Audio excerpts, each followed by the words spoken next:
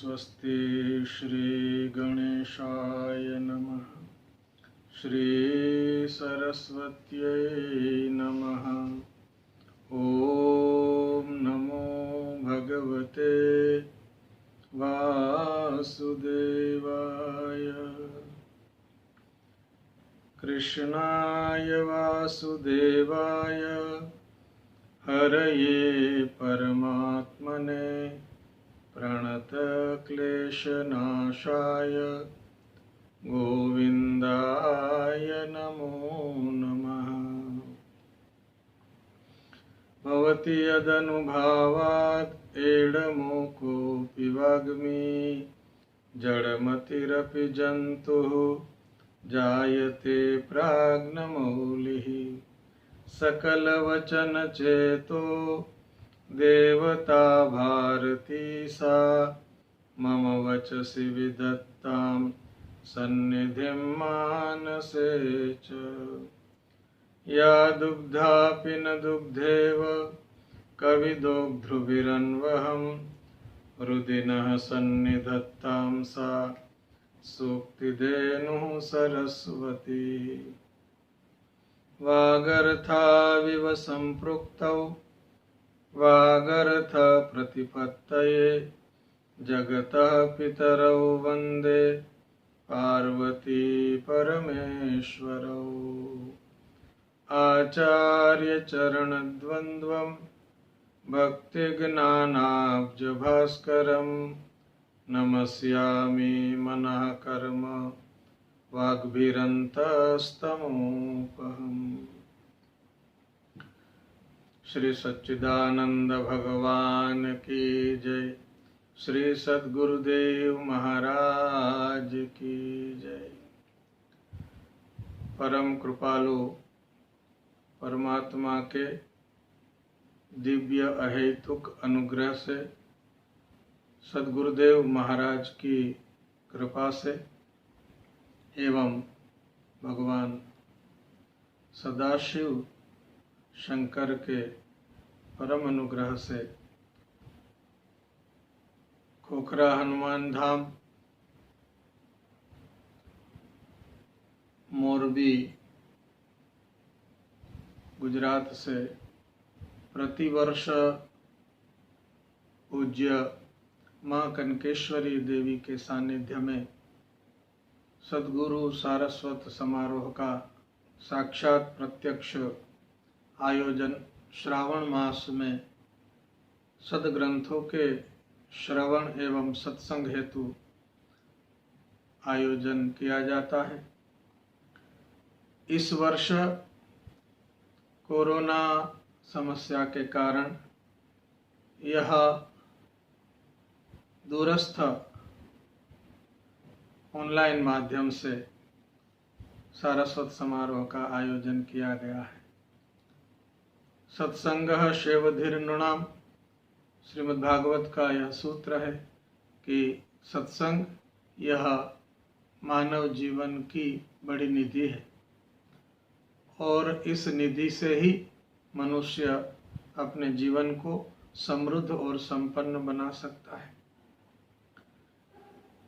इस हेतु से, सत्संग के हेतु से हम सद्ग्रंथों का और संतों का सानिध्य सेवन करते हैं। विविध विषय हैं। इसमें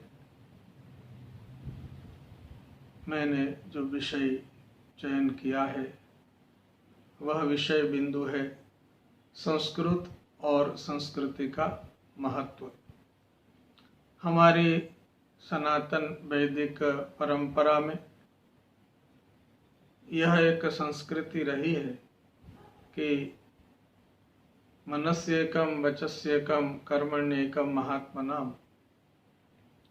मन, वचन और क्रिया की एक रूपता, सद्विचार, सदाचार और सद्वचन, इन तीनों की एक सूत्रता, एक समन्वित स्वरूप हमारे जीवन में बने तो हमारी चेतना का ऊर्ध्वीकरण हो सकता है। और यह ऊर्ध्वीकरण हमारे जीवन में सात्विकता के द्वारा हो सकता है। तामस वृत्ति राजस वृत्ति और सात्विक वृत्ति मनुष्य का स्वाभाविक सहज स्वभाव है। रजोधिका कर्म पराह दुखे च सुख मानिना। रजोगुण मनुष्य में अधिक रहता है। संतों के और सद्ग्रंथों के सेवन से हमारे जीवन में रजोगुण कम हो और सात्विकता की अभिवृद्धि हो, यह संस्कृति का परम लक्ष्य होता है। सम्यक कृति ही इति संस्कृति ही। संस्कारमय आचरण का दर्शन जो करावे वही आदर्श संस्कृति है। भारतीय सनातन वैदिक संस्कृति को यदि एक श्लोक में कहना हो तो हम कह सकते हैं, और हम सब बोलते हैं कि सर्वेत्र सुखिनः सन्तु सर्वे सन्तु निरामयाः सर्वे भद्राणि पश्यन्तु माँ कश्चित् दुःख भाग भवेत्। इस विश्व में सभी सुखी हो, सभी निरोगी निरामय हो, स्वस्थ हो और सब कल्याणकारी दर्शन करे, सबको मंगल दर्शन हो और जीवन में कोई भी दुखी न हो, विश्व में कोई भी दुखी न हो, यह हमारी संस्कृति है। वसुधैव कुटुंबकम, यह हमारी संस्कृति है। विश्वानि देव सवितर दुरितानि परासुवा जद भद्रम तन्नासुवा, यह हमारी भद्र संस्कृति है। भद्रं कर्णे विष्णुयाम देवाः भद्रं पश्येमाक्षभिर्जत्राः स्थिरैरङ्गैस्तुष्टुवाग्गुंसस्तनूभिः व्यशेम देवहितं यदायुः। देवताओं के लिए हितकारी हमारा आयुष्य हो और इस आयुष्य में हम भद्र श्रवण भद्र दर्शन करें और स्थिर तन मन से हम आध्यात्मिक साधना करें, यह हमारी संस्कृति है। भारतीय संस्कृति चतुर्विध पुरुषार्थ को मानती है, धर्म अर्थ काम और मोक्ष। हमारी संस्कृति पंच यज्ञ को मानती है। ब्रह्म यज्ञ है, देव यज्ञ है, मनुष्य यज्ञ है, भूत यज्ञ है इत्यादि पंच यज्ञ हैं। इन यज्ञों को मानते हैं। हम हमारी संस्कृति में 3 ऋण से जन्म लेते हैं और इन 3 ऋणों से मुक्ति को प्राप्त करें। देव ऋण, पितृ ऋण और मनुष्य ऋण से मुक्ति प्राप्त करें। तो ऐसी हमारी दिव्य विश्ववारा भारतीय संस्कृति है और इस संस्कृति के द्वारा हम निज जीवन को भी सुखी कर सकें और समस्त विश्व को भी सुखी कर सकें। ऐसी करुणामयी, दयामयी, तपोमयी, सदाचारमयी, शुचितामयी, दानमयी संस्कृति है। श्रीमद् भागवत इत्यादि ग्रंथों में धर्म के 4 पैर बताए गए हैं। उनमें भी तप, शौच, दया, सत्य, ये सब धर्म के पैर हैं। दशकम धर्म लक्षणम धृति क्षमा दमोस्तेयम शौचमिंद्रिय निग्रह धीर्विद्या सत्यम क्रोधः दशकम धर्म लक्षणम। 10 विध धर्म है और दशक जो धर्म के लक्षण हैं 10, उन लक्षणों को हम हमारे जीवन में चरितार्थ करें। और इसको कैसे चरितार्थ किया जाता है, इसलिए विविध समय पर भगवान के विविध अवतार होते हैं। उसमें एक अवतार प्रकट हुआ, वो है भगवान श्री राम का अवतार। रामो विग्रहवान धर्म, राम मूर्तिमंत धर्म का स्वरूप है। कैसे आचरण करना चाहिए ये हमें भगवान श्री राम के आदर्शमय जीवन से विदित होता है, ज्ञात होता है। भगवान श्री रघुनंदन रघुनाथ श्री राम जी का प्रागट्य राक्षसों के वध के लिए ही नहीं हुआ था, लेकिन मनुष्यों को शिक्षा देने के लिए हुआ था। मर्त्यावतारस्त्विह मर्त्य शिक्षणम रक्षो वधायै न केवलम विभोः। विभु भगवान श्री राम का जो अवतार है, मर्त्यावतार मनुष्य अवतार है, वह मर्त्य शिक्षणम मनुष्यों को जीवन की शिक्षा देने के लिए है और केवल राक्षस वधों के लिए नहीं है। ये श्रीमद् भागवत ग्रंथ हमें उपदेश करता है। तो मूर्तिमान भगवान श्री राम धर्म की मूर्ति हैं और किस प्रकार से विविध भूमिका में हम हमारे धर्म को आचरण में ला सकते हैं, ये भगवान ने बताया। इसलिए हमारे जो काव्यादि ग्रंथ हैं उनका क्या प्रयोजन है, इस पर विचार किया तब ऐसा कहा गया, रामादिवद वर्तितव्यम न रावणादिवद इत्यादि कृत्या कृत्य प्रवृत्ति निवृत्ति उपदेश। कृत्य में प्रवृत्ति, अकृत्य से निवृत्ति, रामादिवद वर्तन करना चाहिए, रावणादिवध नहीं करना चाहिए। ये सदग्रंथों का हमें संदेश, उपदेश, आदेश मिलता है। हमारे इसी जो संस्कृति है, भारतीय संस्कृति है, इस संस्कृति का पूरा दर्शन ऋषि मुनियों ने जो सदग्रंथ बनाए हैं उन ग्रंथों से प्राप्त होता है। वे प्रायः हमारी भारतीय संस्कृति के अनुकूल जो ग्रंथ हैं वो मूलतः देव भाषा संस्कृत में लिखे गए हैं। संस्कृत ये देवी भाषा है। संस्कृतम नाम दैवी वाक् अन्वाख्याता महर्षि भी। संस्कृत देवी भाषा है, दिव्य भाषा है। और इस दिव्य देव भाषा संस्कृत, इसमें हमारे वेद अवतीर्ण हुए हैं। यस्य निश्वसितम वेदाः, भगवान के निश्वासभूत 4 वेद ये इसमें हमें उपलब्ध होते हैं। वैदिक संस्कृत ये दिव्य संस्कृत है। आज हमारे लिए ये कुछ रूप से दुर्गम और जानना मुश्किल हो रहा है, लेकिन वैदिक संस्कृत को पाणिनि व्याकरण के द्वारा हम अवगत करके वेदों के अर्थों का अनुसंधान, उसके विचारों का चिंतन मनन कर सकते हैं। वेद में हमारी पूरी संस्कृति मूलतः निहित है। तप और त्याग की संस्कृति, दान, यज्ञ और तप की संस्कृति, दया, दम और दान की संस्कृति, ये संस्कृति वेदों में निहित है और वेद संस्कृत भाषा में है। राजशेखर कविराज यायावर राजशेखर, इन्होंने काव्य मीमांसा के 2य अध्याय में संस्कृत वाङ्मय का पूरा परिचय दिया है, शास्त्र निर्देश नाम के अध्याय में। और वहाँ 4 वेद, 4 उपवेद, 6 वेदांग, धर्मशास्त्र, पुराण, अन्वीक्षिकी, वार्ता, दंड नीति, ये सब हमारे जो सदग्रंथ हैं वो संस्कृत भाषा में निबद्ध है। संस्कृत भाषा किसी प्रदेश विशेष से या देश विशेष से संबद्ध है ऐसा भी नहीं है।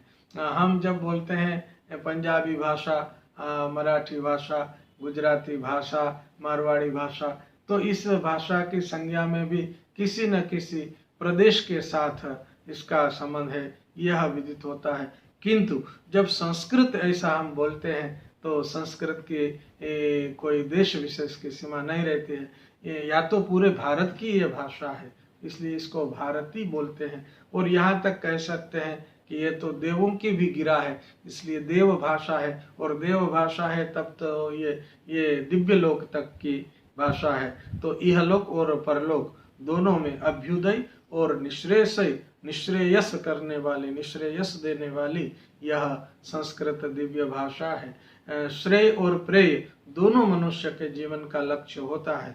यतो अभ्युदय निश्रेयस सिद्धि सधर्म, संस्कृति वह है जो अभ्युदय और निश्रेयस दोनों को सिद्ध कर दे।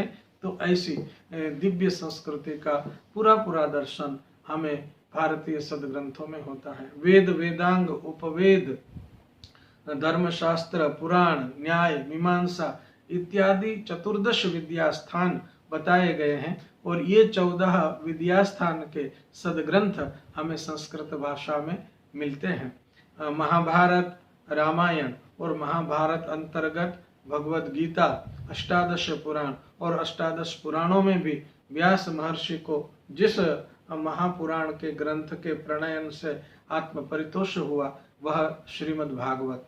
तो ये सब ग्रंथ हमें जीवन में किस तरह व्यवहार करना चाहिए, हमारी संस्कृति क्या है, इसका दिव्य दर्शन कराता है।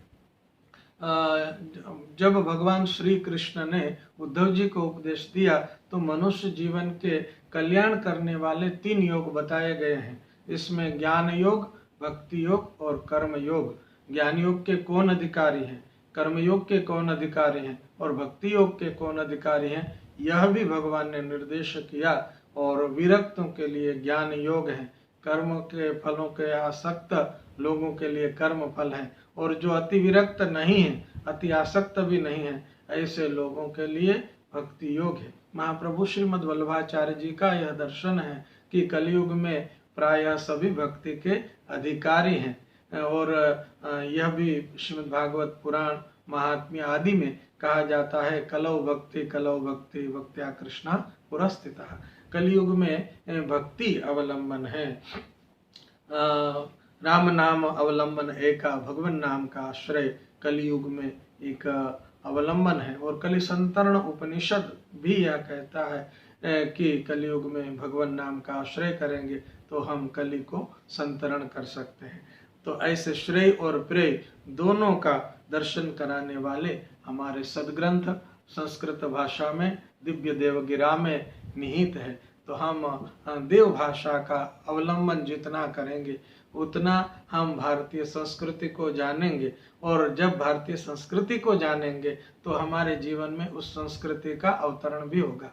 फादर वालेस नाम के एक लेखक ने गुजराती भाषा में बहुत पहले द्वादश कक्षा की गुजराती भाषा की पाठ्यक्रम की पुस्तिका में यह पाठ आता था कि भाषा जाए तो संस्कृति जाए, यदि भाषा चली जाती है तो संस्कृति चली जाती है। हम उससे उल्टा भी कह सकते हैं कि यदि भाषा आती है तो संस्कृति भी आती है। तो संस्कृत आएगी जीवन में तो संस्कृत भाषा के साथ साथ संस्कृत भाषा के सदग्रंथों में जो ऋषि मुनियों ने जीवन दर्शन कराया है उसके संस्कार भी हमारे जीवन में आएंगे। तो भारतीय संस्कृति संस्कार प्रधान है, 16 संस्कार प्रधान है, यज्ञ प्रधान है, दान प्रधान है, नीति प्रधान है, और जीवन की रीति का दर्शन इसमें होता है।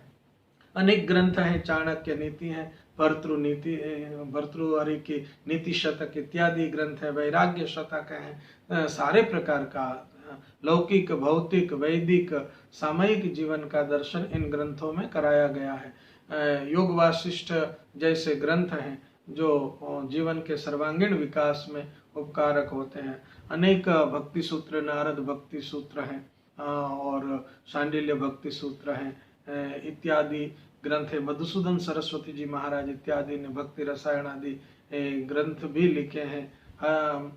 भक्ति रसायन जैसे ग्रंथ भी प्राप्त होते हैं, हरिवाक्य सुधा सिंधु जैसे ग्रंथ भी प्राप्त होते हैं। तो ऐसे अनेक ग्रंथ संस्कृत भाषा में निबद्ध हैं। हम उनका स्वाध्याय चिंतन मनन तभी कर सकते हैं जब संस्कृत भाषा का हम ज्ञान प्राप्त करेंगे और संस्कृत भाषा में हम अवतीर्ण होंगे। यदि संस्कृत भाषा में हम अवतीर्ण होंगे तो हमें हमारे अंतःकरण में और हमारे जीवन में संस्कृति का भी अवतरण होगा। ऐसे अनेक ग्रंथ, दार्शनिक विचारधारा भी संस्कृत भाषा में व्यापक रूप में उपलब्ध होती है। यहाँ चार्वाक दर्शन से लेकर वेदांत दर्शन तक अनेक दर्शन ग्रंथ भी प्राप्त होते हैं। सायण माधवाचार्य जी ने सर्वदर्शन संग्रह में इन सभी दर्शनों का संक्षेप में निरूपण कर दिया है। तो सांख्य, योग, न्याय, वैशेषिक, पूर्व मीमांसा, उत्तर मीमांसा आदि के ग्रंथ, ब्रह्म सूत्र, मीमांसा सूत्र, जैमिनी सूत्र इत्यादि ग्रंथ भी संस्कृत भाषा में निहित है। संस्कृत एक बड़ा खजाना है हमारे लिए ज्ञान का, और यह खजाना तभी खुल सकता है जब संस्कृत की कुंजी हमें मिले। संस्कृत एक कुंजिका है और इस कुंजिका के माध्यम से हम संस्कृत भाषा में निहित ज्ञान राशि को प्राप्त कर सकते हैं और हमारी संस्कृति को सही तरह से समझ सकते हैं। ये विश्ववारा संस्कृति है।